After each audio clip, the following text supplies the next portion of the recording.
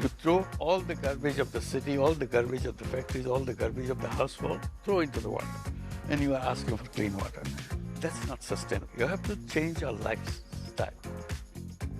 I hope that we're building the foundation for the agri-tech industry to transform food industry in the whole world.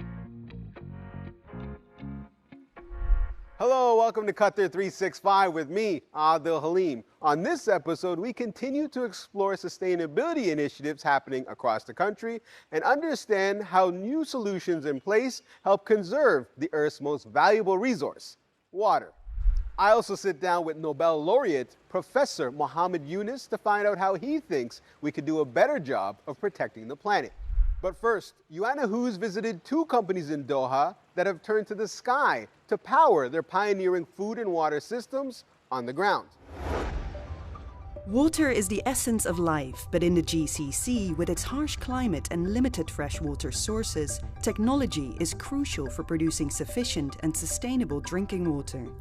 Eco-friendly technology company Skydrops offers an innovative solution, a water generation plant that captures moisture from the sky to produce drinking water that, quite literally, has come out of thin air. In the GCC, you never run out of humidity. So I think it's a really untapped resource. When we say that our water is ultra pure, this is not a marketing gimmick. This is a scientific term because when you capture water from the air, you're not capturing a lot of the toxins and a lot of the metals that you typically get from groundwater.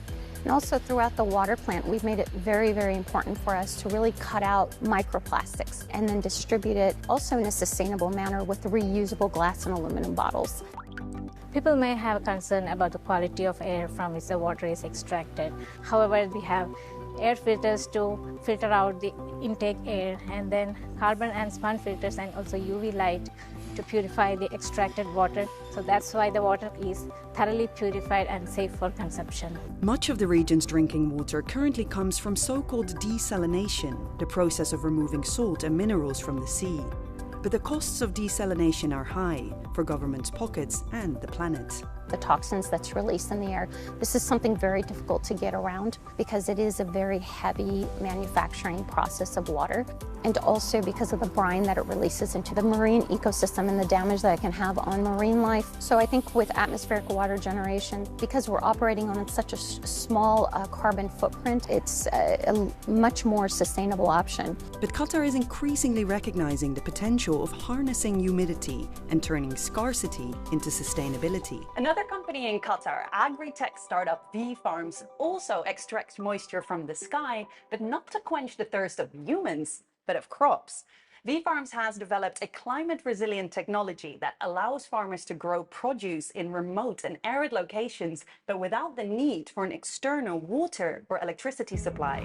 Of course, the main problems here are the heat, the humidity, and not being able to grow conventionally. So what we did, we created the controlled climate where we use the waters that we're harvesting from the air and where we're utilizing solar energy. We're not using any pesticides. And what makes our farm more sustainable than others, particularly in Qatar and in this region, is that we can provide all year round production for certain crops, which you cannot achieve outdoors. V-Farms technology is in its infancy. They are still testing the waters, if you will, of sustainable farming. But its founder says its eco-friendly systems are a step towards achieving global food and water security, drop by drop. Our main mission is to feed the growing population of the world with environmentally friendly technologies. I hope that we're building the foundation for the agri-tech industry to transform food industry in the whole world. As Chief Advisor of Bangladesh's interim government, His Excellency Professor Dr. Muhammad Yunus leads a country dealing with corruption, a struggling economy, and coping with the effects of climate change. The latter is one of the topics he's come to discuss at this year's EarthNA Summit, a forum with the goal of advancing sustainability in hot and arid environments. I sat down with the 84-year-old Nobel Peace Prize winner on the sidelines of the summit. Welcome to Doha. You're here at the EarthNet Summit. You said countries responsible for warming up the planet should help pay to deal with climate change. What effect does global warming have on vulnerable populations in the global south? It's all created by our habits, our way of dealing with each other, our businesses, our policies, and so on, all made up this civilization. Wherever you go, buy, discount, bargain. You produce things which people will use once and throw away. So it's a waste-creating system. As long as our lifestyle is not adjusted to the safety and security of the planet, we'll destroy it. This civilization doesn't believe in safety, security of the planet. They want to enjoy themselves. So we have to be responsible, and we have to create a civilization of responsibility. That how to protect the planet and then live here in a decent, responsible way. So we need to create that. What are the challenges in providing clean water in Bangladesh and the global south? Everywhere, same problem. You pollute and you look for clean water. You throw all the plastic into your river and you're looking for clean water. You throw all the garbage in your river, in your water system, you look for clean water. So you put all the kind of chemicals to clean it and so on, and you pollute water more because you put chemicals into it. That's not sustainable. Something has to give, right? Absolutely. You have to change our lifestyle. With many Bangladeshis worried about where the next meal is coming from, how do you convince the public that climate change and sustainability are important issues to address? With the poor people, the people who are worrying about the next meal, they don't care about environment and so on. Because you don't care about the environment either. So how can you tell other people to care about it when you yourself don't believe in it? You have created a system where you are always encouraging to buy. It's either it's a Christmas or it's Eid, buy. All you are creating waste. You buy and throw it away. So you are encouraging that and then asking somebody else to do that. Opposite. You can't do that. You have to build a system where you follow the rules for everybody. We all have to make sure our lifestyle is not waste-creating lifestyle. It's a lifestyle which we reuse, we protect, we preserve, not throw away. If you look at the vegetable industry around the world, particularly in Europe, almost 40% of the vegetable is thrown away. Fresh vegetable. Why? Because they don't fulfill the standard shape, waste creating, throwing good food away, good things, good shirt away because it's out of fashion. You created something called fashion industry. What? Meaning that today what we are wearing, tomorrow you must not wear that. Fashion industry. They brainwashed you. It's a good shirt, good dress, good thing. Yesterday it was a hot item. Today it's a bad item. That's waste.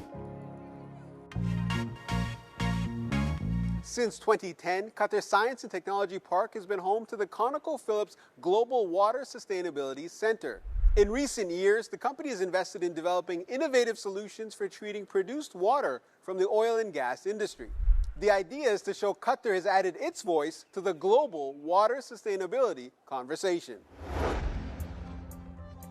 This state-of-the-art facility serves one main purpose: to analyze water and provide support not only in Qatar, but to many countries. The Global Water Sustainability Center brings together the experience and expertise of engineers and analytical scientists, which makes it unique. Mashail Almas is one of 3 Qatari scientists on the team. A part of our mission involved really supporting the country's capacity building and focusing on the cultivation of local talents of engineers and scientists. And as a Qatari engineer, since I joined the center, there has been a journey of development opportunities to enhance my technical skills and knowledge, as well as broaden my creativity and innovation. The center is a research arm of oil and gas company ConocoPhillips. They conduct research in water and wastewater treatment technology, including seawater desalination. Dr. Samar Adam says for every barrel of oil, 3 to 4 barrels of water are also produced. In the past, we used to really dispose it. We inject it back to the reservoir to maintain pressure and enhance oil recovery. However, with the increased pressure on regulations as well as environmental sustainability guidelines and also advancement of the water technologies, Opportunities are being looked upon right now to how to treat this water and recycle it for beneficial reuse. That's a large part of why his team created the Global Water Sustainability Center 15 years ago, to come up with new ways to manage this byproduct. Before we established the center, many of the water samples used to be shipped overseas for analysis, and we have this state-of-the-art laboratory right now and unique expertise, and we are able to send the samples directly to our lab here, and which facilitate the shipping as well as the quickness and the fastness of coming up with a solution.